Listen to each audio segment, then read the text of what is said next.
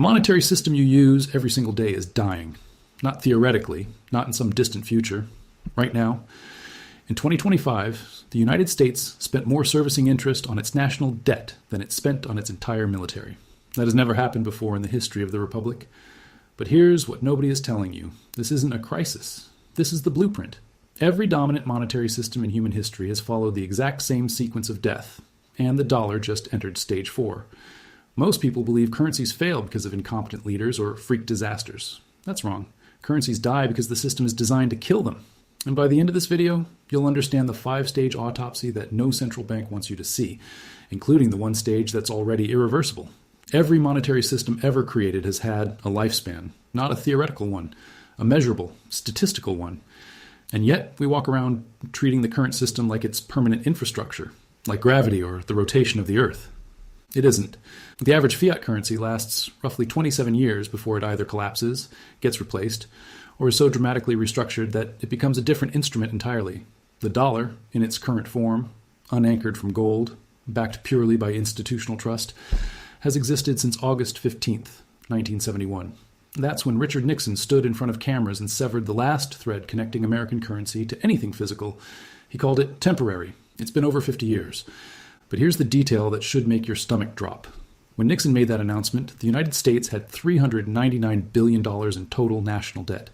Today, that number exceeds $36 trillion. The M2 money supply, the broadest measure of dollars circulating in the economy, has expanded from roughly $600 billion in 1971 to over $21 trillion. That is not growth. That is the monetary equivalent of a tumor. And the purchasing power charts from the Federal Reserve's own database tell the rest of the story. $1 in 1971 buys what 13 cents buys today. The note looks the same. The number on it hasn't changed. But 87% of its substance has been extracted, silently, gradually, and with full governmental authorization. Now, you might think this is just how modern economies work. Inflation is normal, a few percent a year, managed by smart people at the Federal Reserve. That's the story. But let me show you something that reframes everything. Because what's happening to the dollar right now has happened before. Not once, not twice, but with such mechanical consistency that you could set a clock by it. And the pattern always starts in the same place. Not with printing presses or reckless spending, but with something far more subtle. But understanding where the pattern starts means nothing if you don't see how it accelerates. In 211 BC, Rome minted the silver denarius. It was roughly 95% pure silver under Augustus, trusted from Britannia to Egypt. Soldiers fought for it. Merchants hoarded it. It was the dollar of the ancient world. By the mid-3rd century, roughly 450 years later, the denarius contained less than 5% silver. It was bronze, dipped in silver wash. You could scratch the surface and watch the illusion flake off in your fingernails. What happened between those 2 points wasn't random. It followed a sequence. And that sequence is identical to what's playing out right now in the 21st century. Stage 1, fiscal overreach. The empire expands faster than its tax base. Military commitments grow. Infrastructure demands increase. The treasury starts running persistent deficits. Rome hit this when it stretched from Scotland to Syria.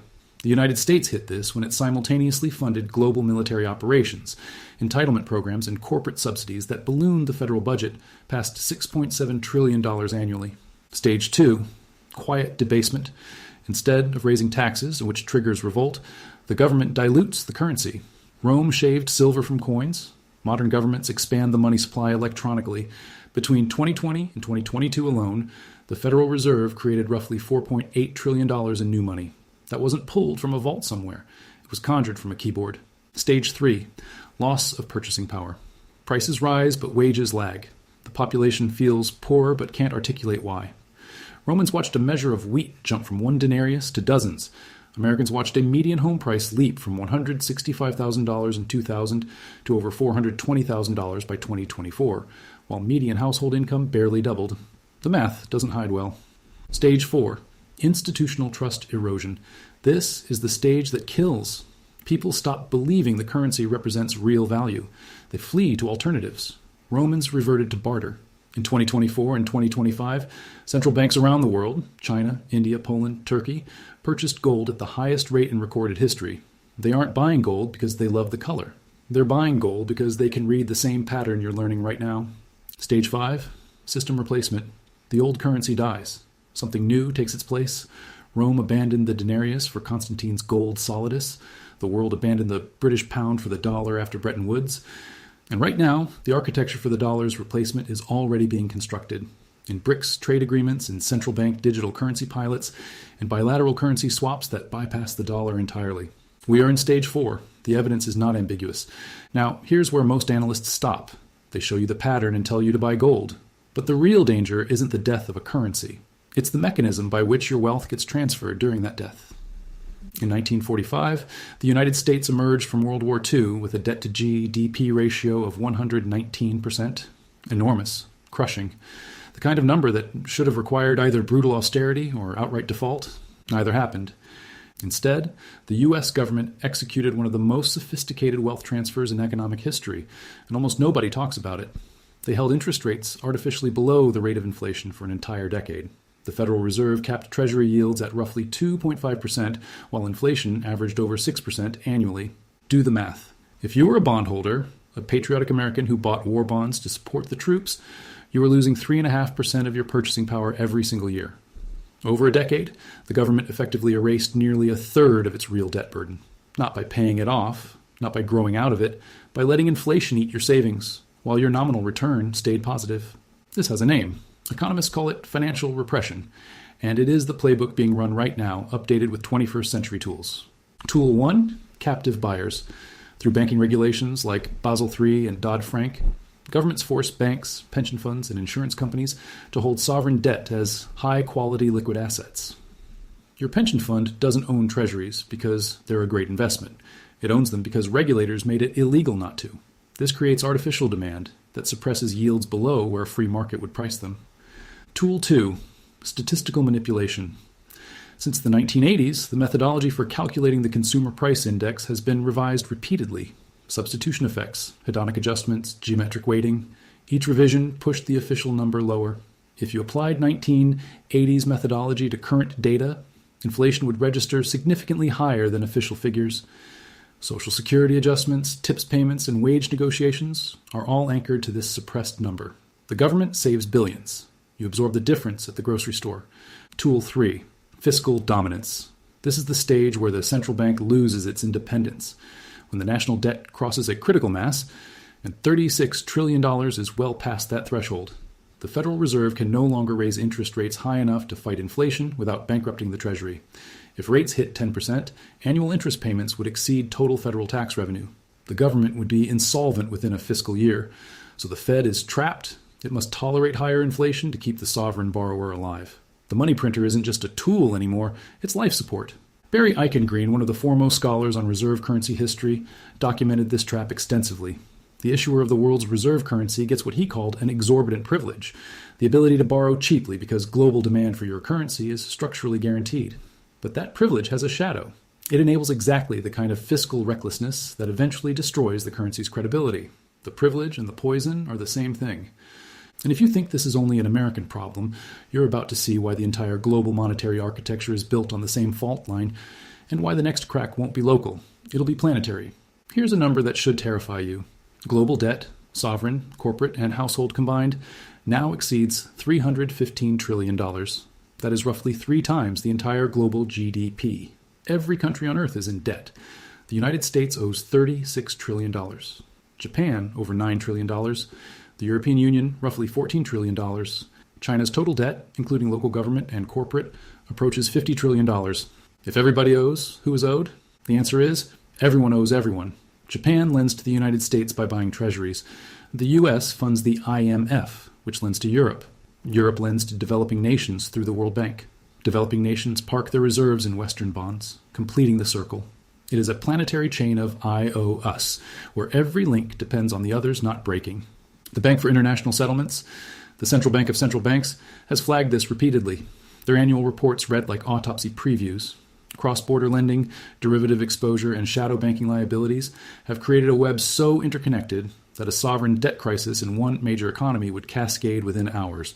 This is fundamentally different from any previous monetary death. When Rome's denarius collapsed, the damage was imperial. When the German mark died in 1923, it was national. When Zimbabwe's dollar evaporated, it was local. But today, the entire global financial system operates on the same fiat architecture, the same leveraged balance sheets, the same central bank playbook. Ray Dalio has mapped this with disturbing clarity. His framework identifies a long-term debt cycle lasting roughly 75 to 100 years. It begins with low debt and sound money. It progresses through increasing leverage and credit expansion. It peaks when debt servicing costs consume productive capacity. Then it resets through inflation, default, restructuring, or war. The last reset was Bretton Woods in 1944. We're 81 years in. And here's the part Dalio emphasizes that most commentators skip: the reserve currency transition. The Dutch guilder dominated from the early 1600s to the late 1700s. The British pound from the early 1800s to the mid-1900s. The US dollar from 1944 to when? The dollar's share of global foreign exchange reserves has dropped from over 80% in the 1970s to roughly 58% today.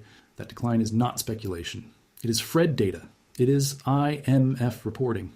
It is measurable and accelerating. Now comes the part that actually matters to you, because understanding the macro doesn't protect your family. What protects your family is knowing what to do in the gap between recognizing the pattern and the pattern completing itself. And history has left us a very specific answer.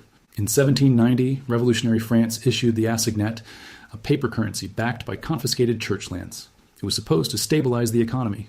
Within 5 years, it had lost 99% of its value. Farmers refused to sell food for paper. Bread riots returned to Paris. The revolution consumed itself. But not everyone lost.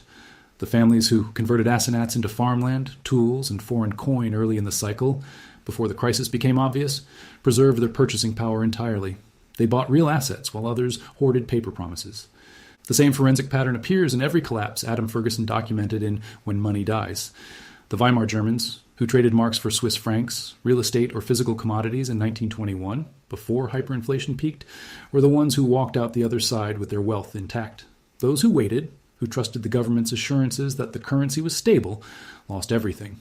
James Rickards calls this the ice nine scenario, a freeze so sudden that by the time you recognize it, your assets are locked inside a system that won't let you withdraw them. The Lebanese discovered this in 2019 when banks simply refused to release deposits. Lifetimes of savings trapped behind a locked door. The lesson isn't to panic. The lesson is architectural. Genuine diversification means holding different forms of value that respond differently to monetary system failure. Productive assets with international revenue. Commodities that cannot be printed. Skills that function independent of institutional systems. Geographic diversification outside the jurisdiction of any single currency. The Song dynasty in 11th century China invented paper money, the world's first fiat currency experiment. For a time, it worked brilliantly. Trade flourished, but the government printed relentlessly to fund wars and palaces. Within decades, the currency was worthless, and the dynasty was fatally weakened. The merchants who survived were the ones trading in silk, tea, and silver across borders, tangible goods that held value regardless of what symbols were printed on paper. Every collapse is a transfer, from the many who trusted to the few who positioned, from paper promises to tangible value, from those who waited for permission to those who moved first. So here's where we stand. The monetary system you depend on is following the same autopsy sequence that has killed every dominant currency in recorded history. The debasement is measurable. The purchasing power erosion is documented on the Federal Reserve's own charts. The institutional trust is cracking visibly as central banks stockpile gold at record pace. And the global debt web has created a fragility so profound that the next fracture won't stay local. You came to this video thinking you'd learn about how monetary systems fail in theory. What you actually got was the forensic evidence that it's happening in practice. Right now, in real time, measured in trillions. But here's your next problem. Knowing the system is dying doesn't tell you when the critical fracture hits. And that timing, the difference between positioning yourself 12 months early and 12 months late, is the difference between preservation and annihilation. That's the roadblock ahead of you, and it's exactly what we're covering next. If this gave you a perspective you won't find in any textbook or news broadcast, subscribe. This channel exists to show you where the patterns lead before the patterns arrive. Hit the bell so you don't miss what comes next. History has the answers. I'll show you where to look.